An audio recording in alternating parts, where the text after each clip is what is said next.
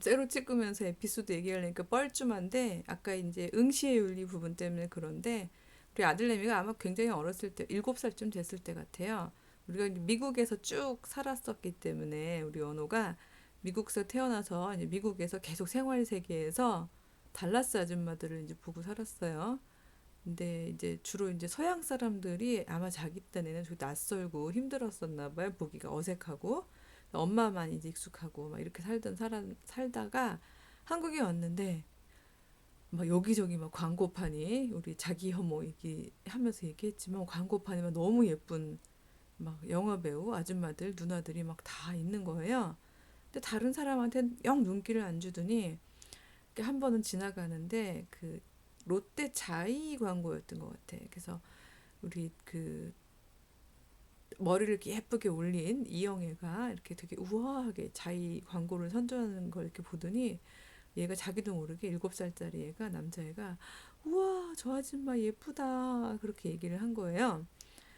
근데 예, 제가 미쳤었나 봅니다. 원래 그 엄마들이 가끔씩 그런 실수를 이제 자주 해요. 여러분 여기 남학생들 중에서 엄마들이 혹시 여러분 꼬마 때 그랬는지 모르겠지만 왜냐면 남자애들이 이제 그 한 유치원 다닐 때까지는 자기 엄마가 이 세상에서 제일 예쁘다고 얘기를 하거든요. 근데 늘 그러던 애가 갑자기 나 아닌 다른 사람 보고 막 저 아줌마 너무 예쁘다 그러니까 내가 순간적으로 잠깐 이제 황당한 질문을 한 거죠 애기한테.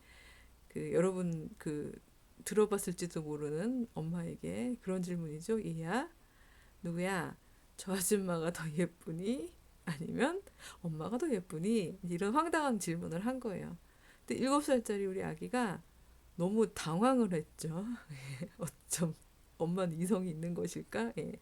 어쨌든 딱 순간적으로 너무 고민하더니 고개를 푹 숙여요. 그리고 한참 있다가 고개를 딱 들더니 아주 의연하게 이렇게 얘기를 하는 거예요.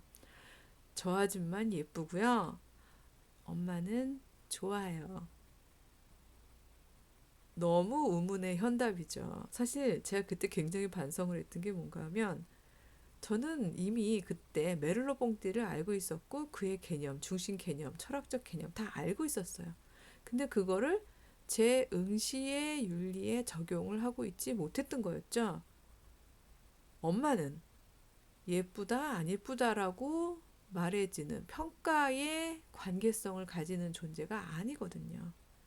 엄마는 좋아요. 엄마 편안해요. 엄마 사랑해요. 이런 의미의 언어들을 해야 되는 의미 있는 너거든요. 여기서 너라는 거는 이제 인격이란 얘기예요. 대상이 아니라. 엄마는 바디가 아니라 인격이란 말이죠. 그리고 사실은 예수님이 하셨던 그 말씀은 특정한 누군가만이 너이고 또 어떤 누구는 대상이 될 수 있다. 그런 얘기가 아니라 예수님이 기본적으로 가르치셨던 하나님 나라는요. 정말 보편적인 공동체거든요. 배제하는 사람이 없는 커다란 우주 공동체예요. 그 커다란 우주 공동체 안에는요, 오죽했으면 이른 양 한 마리 비유도 여러 번 알겠지만 단 한 사람도 나고자나 배제당하는 자가 없는 공동체예요. 그런 공동체라면 그 공동체가 매개가 될 때 어떤 누가 대상화돼서 바디가 될 수 있겠어요? 의미 있는 너, 통전적으로 그 전체, 인격 전체를 응시해야 되는 그런 상대가 되는 거죠. 부분으로 이렇게 다 나뉘어지고 수치로 평가되고 그리고 어떤 그 시장 자본주의의 논리로 점수 매겨지고 또 소비 자본주의의 논리로 평가되고 그다음에 또 confluent love 합리적 사랑의 부분인데 요건 조금 조심스러운 부분이 있는데 어쨌든 쟤는 충분히 어트랙티브한데 애가 상당히 섹시하군 이런 식으로 그냥 잠시 헌신 없이 즐기는 대상으로 대상화하고 그러는 존재가 아니라는 거죠. 결국 적어도 여성주의적인 시각에서 예수의 윤리, 예수의 응시의 윤리를 제대로 읽어내는 사람이라면 그게 여자냐 남자냐의 문제가 아니라 사랑하는 사람을 특히 그리고 나의 이 사랑의 감정을 대상화하고 그거를 내 소유로 만들고자 상대방을 인격체로 대하지 않는 그 모든 것은 예수께서 보시기엔 그건 심지어 간음이라는 거죠. 이거는 법적으로 심지어 2009년에 혼인빙자 간음죄가 없어진 이 마당에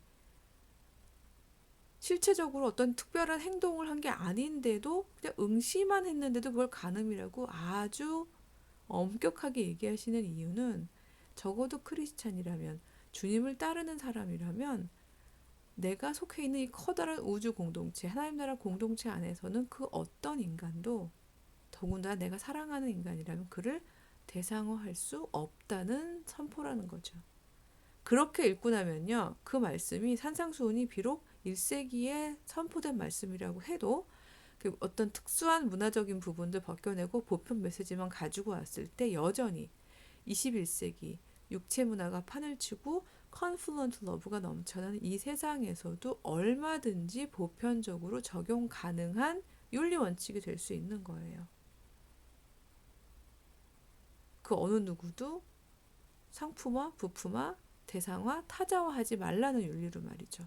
그런 것은 특히나 이 육체 문화 속에서 그 많은 사람들을 인격체로 대하지 않고 바디로 대하고 있는 정말 착한 몸, 뭐 착한 얼굴 이런 식으로 그냥 그 몸뚱이 자체를 어트랙티브한 거를 윤리 판단을 해버리는 이런 황당한 문화 속에서 적어도 기독교인들의 성윤리적인 기준으로 얼마든지 유효하다는 생각이 들어요.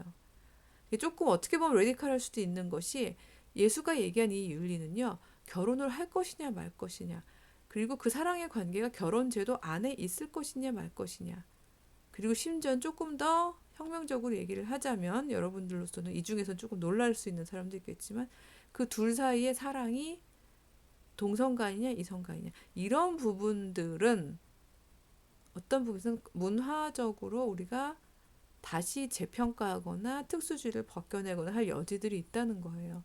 그런 부분들이 메이저 메시지가 아니라는 거죠. 핵심 메시지는 그 어떤 인간도 대상화하지 말아라. 그를 인격체로 대해라.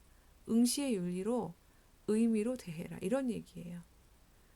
그래서 이런 입장이라면 솔직히 말하면 여러분 왜 드라마 같은 데 보면은 아직까지도 나름대로 괜찮게 예쁘게 생긴 미안해요. 내가 아줌마가 되다 보니까 남자를 예쁘다 그러네. 좋아요. 멋지게 생긴 남자가 왜 이렇게 드라마에서 여자 주인공한테 멋지게 막 너는 내 거야 뭐 이런 얘기하면은 굉장히 그런 걸 로맨틱하게 받아들이는데 사실은 이 응시의 윤리, 예수가 얘기하시는 응시의 윤리를 제대로 받아들인다면 그 어느 누구도 남자도 여자도 내 거일 수는 없어요. 심지어 그가 내 남편이거나 아내라고 해도 그것은 재산 소유나 그 재산이 아니라 관계성이라고 보더라도요. 소유의 선포를 하면 안 된다고 생각해요. 그게 바로 관계성의 혁명, 예수가 얘기하신 관계성의 혁명이라고 생각합니다.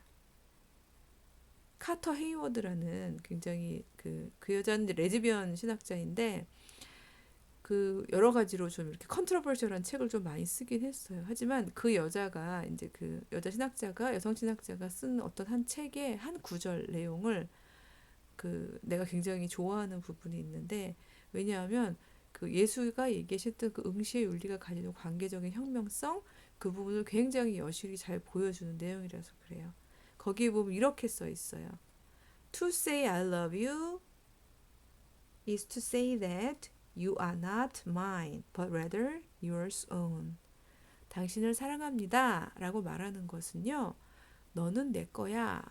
라고 이야기하는 것이 아닙니다.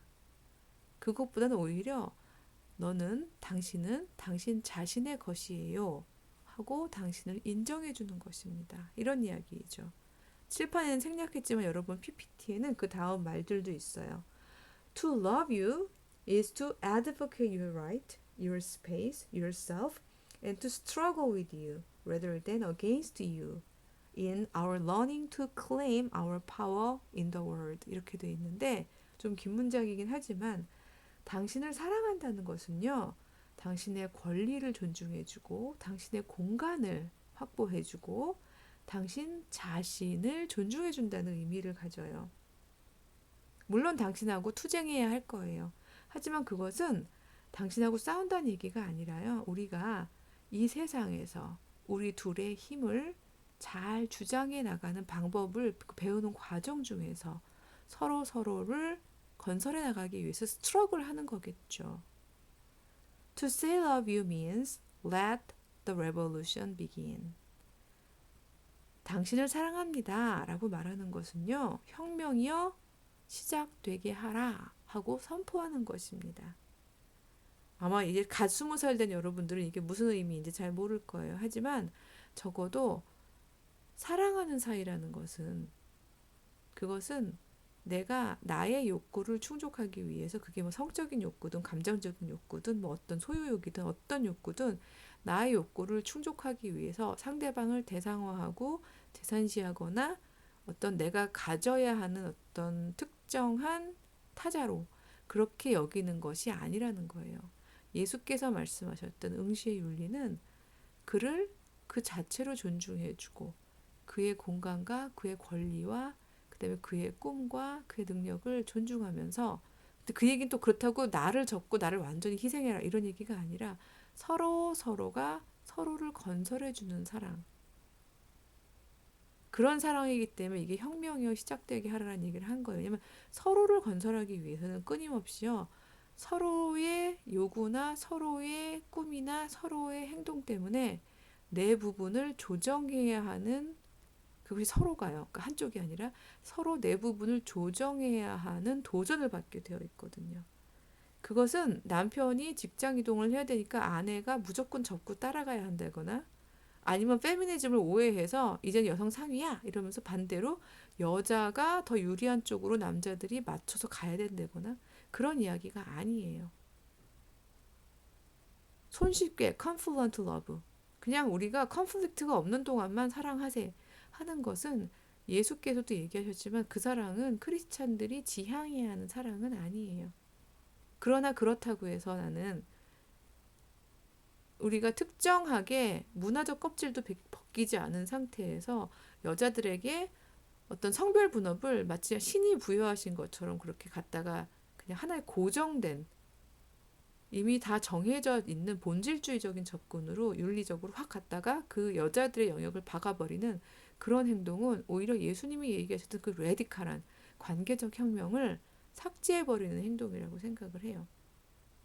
예수님이 원하셨던 건요, 그 어느 누구도 타자화하지 않는 거란 얘기를 했었잖아요. 그렇다면 진정한 혁명은요, 관계성의 혁명인 거죠. 서로 서로 계속해서 우리가 가진 이 사랑의 힘이 우리 안에서도, 그리고 이 세상 안에서도 살리는 힘으로 발휘될 수 있도록 서로가 계속해서 끊임없이 맞춰 나가면서 서로가 함께일 수 있는 방법을 찾아 나가는 거죠.